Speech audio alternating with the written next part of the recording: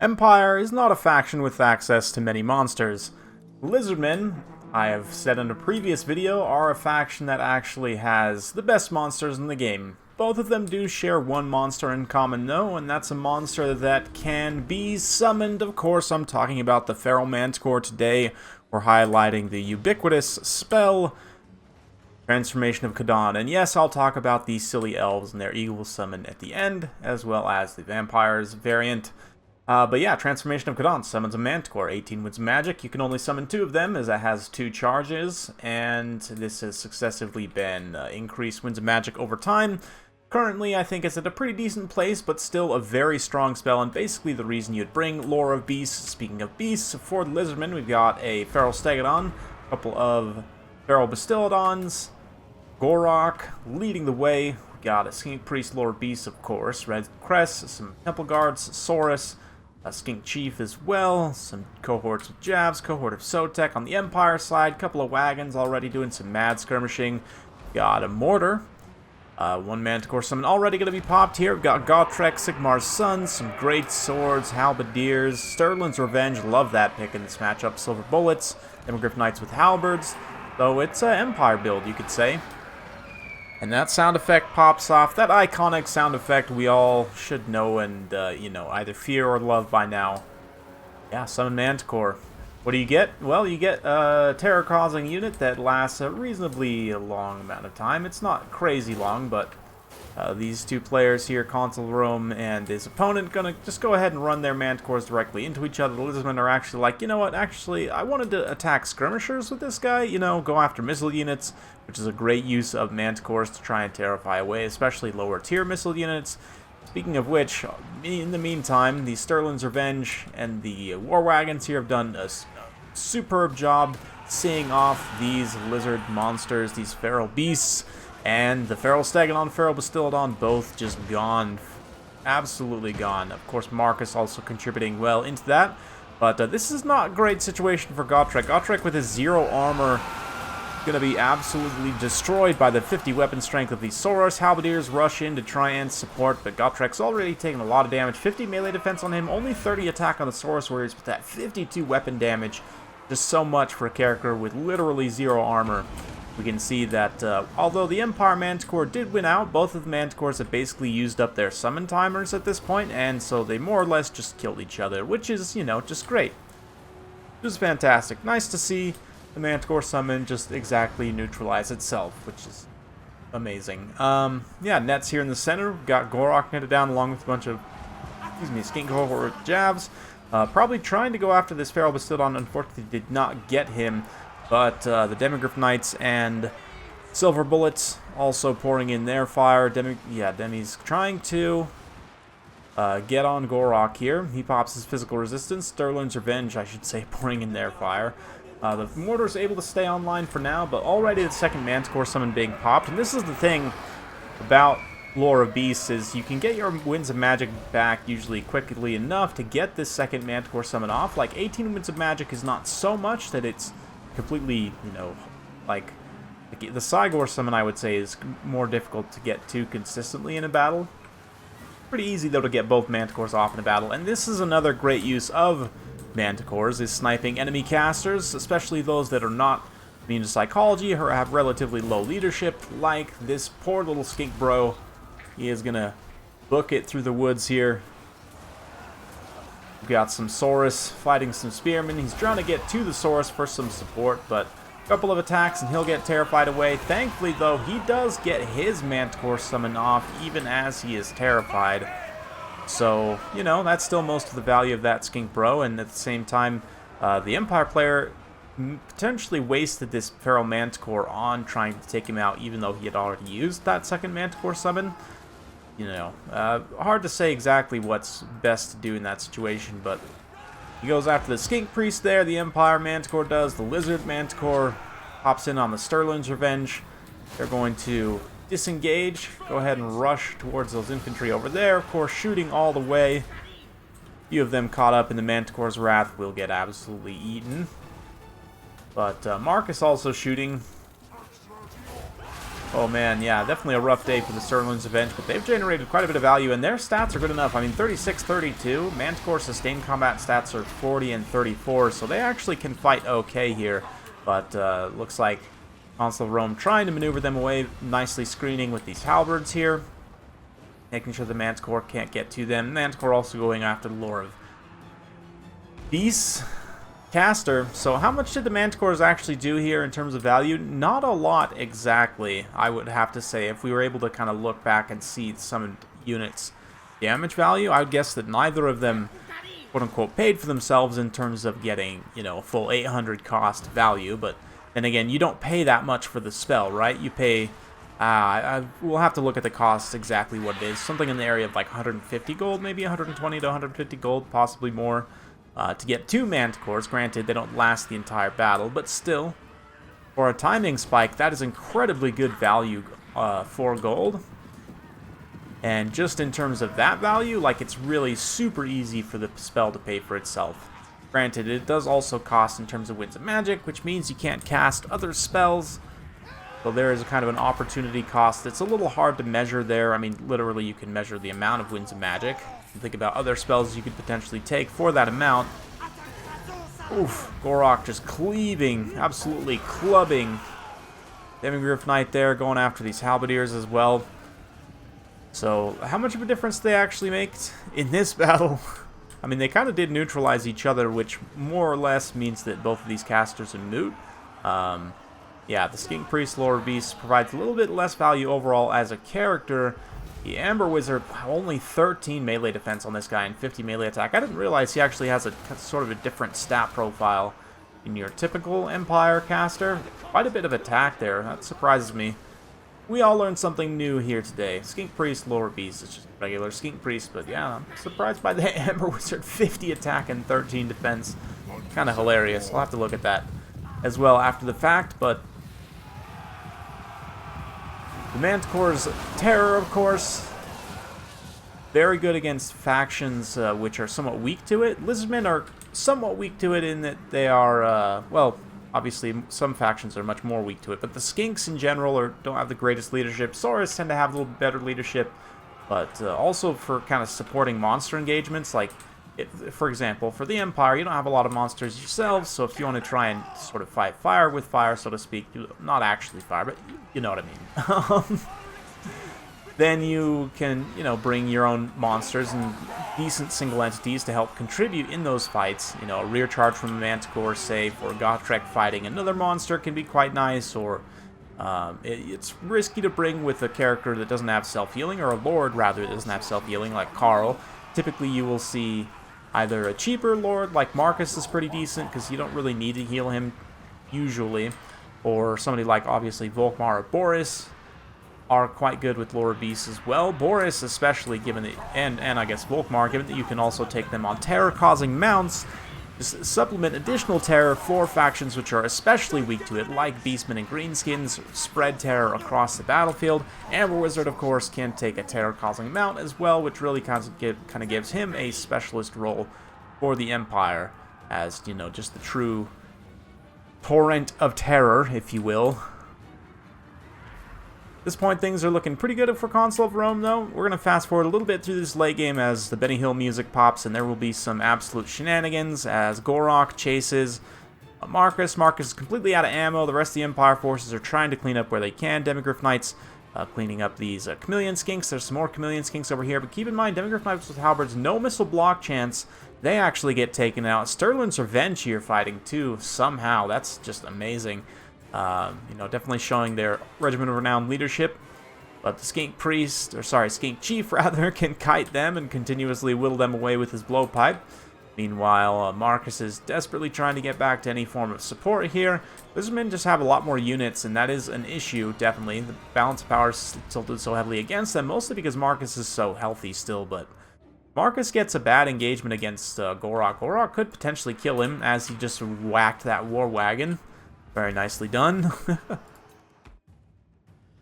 And, yeah, a little bit of Flock of Doom from the Empire. Ambercaster, and maybe 2-on-1, the Ambercaster and Marcus can actually take Gorok. War Wagon's going to try and keep it from being 2-on-1, and these literal 2 Temple Guard will also do so. They're going to come in here, and the Temple Guard have decent enough weapon strength. They might be able to just rout Amber Wizard here. They rear charge him. Looks like he does rout. Gorok sends his Temple Guard tumbling, but with the War Wagon down, Amber Wizard down, all of a sudden Marcus only takes a few hits from Gorok, and that is game. Very, very close game. Actually kills 1 Temple Guard. 2 models left on the battlefield for Lizardmen, and Marcus breaks on leadership. So awesome game, super, super close game. Big thanks to Consul of Rome for sending that one in, and thanks for sending a loss as well. People don't typically do that, but this one, I get why you did. It's a very, very close game, very fun one as well. Nice play with the Demigryph Knights. Still didn't pay for themselves. War Wagons, one of them did, one of them did not. The Mortar did pretty decently, and these 2 skirmish, man, Sterling's Revenge almost 1,800 gold worth of value, 1771, which is not quite fully patriotic, which, you know, if they had like 5 more value, that would have been absolutely perfect. I would have been just completely ecstatic about that, but that's okay. 1771, you know, we're still in that general time frame. Anyway, 11,000 overall damage dealt, just awesome unit in this matchup. Used appropriately. Sigmar's Sons do well. The Great Swords maybe not so much. Halberds, not too hard for them to pay for themselves either, so they do. Gotrek, though, definitely having him get worn away by the Saurus in the early part of the battle did cost Consul of Rome, I think. Having Gotrek in that late game fight against Gorok probably could have turned things around, so maybe just playing a little bit more conservatively with him, although you kind of do need him to shore up the line against the Saurus, which is quite the turn of phrase, but anyway, yeah, the Skink Priest here, only 18 value on himself, whereas the Amber Wizard actually got 364 in terms of value besides spells, so that's pretty interesting. I mean, granted, he did have Lock of Doom, whereas the Skink Priest had, I think, Wissen's Wild Form, and maybe another spell. The Red Crest actually pretty decent overall. Same with the Saurus. Yeah, 1,200 value on Saurus is really nice. Million Skinks largely paying for themselves. Feral Monsters not so much, but for the Lizardmen, it's still nice to have this, and given that, you know, you're relatively limited in your like kind of hero caster slot, if you want to take a non-caster legendary lord, then you're pretty much limited to Lore of Heavens and Lore of Beasts, right? And this is a similar problem for Bretonnia, where basically if you don't want to take Lore of Life for whatever reason, then pretty much you have Beasts and Heavens. And between those two, honestly, Beasts is just straight up the better option because of Manticore summons. Heavens is okay. Since Wind Blast has been successively nerfed, it's not as good as it used to be. But Empire has a little bit wider of a magic selection. You can definitely choose from some different Lores of Magic here, but it's still nice, like I said, to have some on-demand terror-causing units. Empire generally lacks cheap terror-causing units. Like, really, you've got Royal Alt of Griffites at 1850. The Amber Wizard himself, I mean, just the Griffin, no spells, is 1,300, which is, it's okay, but it does take up a hero slot. You know, you got, like, Steam Tank is over 2,000, right? So for them, it's like a cheap way to be able to bring terror, and it used to be as well for the High Elves until Creative Assembly decided that, you know, and I get this for campaign, like, I think it actually makes a lot of sense for campaign, and it's, like, fun and thematic and whatever, but an Eagle, I mean, it doesn't cost the same, thankfully now, only costs 14 Winds of Magic instead of 18, which is definitely more worth it, and this is still a pretty good spell to bring, but in terms of summons, it's really not, I mean, it's not as good as the Manticore, just straight up. Even at less Winds of Magic costs, it's still good, but the Manticore causing terror and just, I think, having a little bit better animations and, like, weapon strength and things, it's just a better unit overall. So I would definitely say that, yeah, for High Elves, it's unfortunate because now their only real way of bringing cheap terror is to bring something like Aspect of Dread Knight on Lore of Death.